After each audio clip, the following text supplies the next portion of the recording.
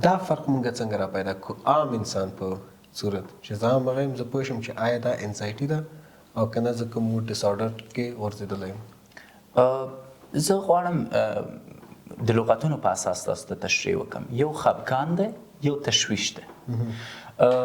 یو پیره ماته زنګ راځي چې مایپر یو سړک چې دی خوی شوی دی او اته نهه موټره پکې لوېدلي دي او زه خبر یم چې زما مور هم حرکت کړی دی د مایپر په لور روانه ده.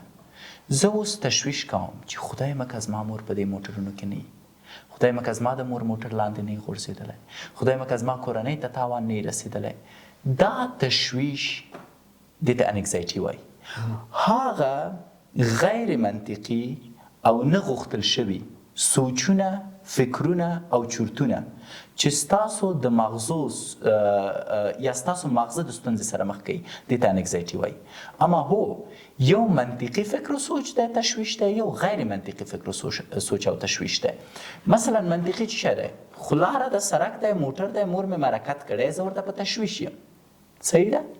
دا منطقي دی. اوس که زه فکر کوم چې د ما مور سهار لاړه ده او موټر 11 بجې لوېدلی او زه فکر کوم چې نه زما مور به م پکې، دا غیر منطقي دی. یو شي ته د حده ډېر تشویش کول. مثلا زه نن ناست یم دلته بې دلیله ځان سره فکر کوم چې ښه سبا ته ما د دفتر نه ونه باسي، په داسې حالت کې چې هېڅ مهم دلیل ورته نه لرم چې ولې مې باید وباسي. جرم مې څه شی دی؟ انزایټي خو نارمل ده.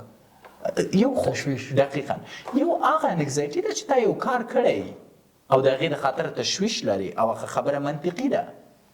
یو هغه مسله ده چې هیڅ خاص دلیل ورته نه لري، اما بیا هم ځان ته قناعت نشي ورکوی او بیا هم لګی د هغې شي په اړه تشویش کوي.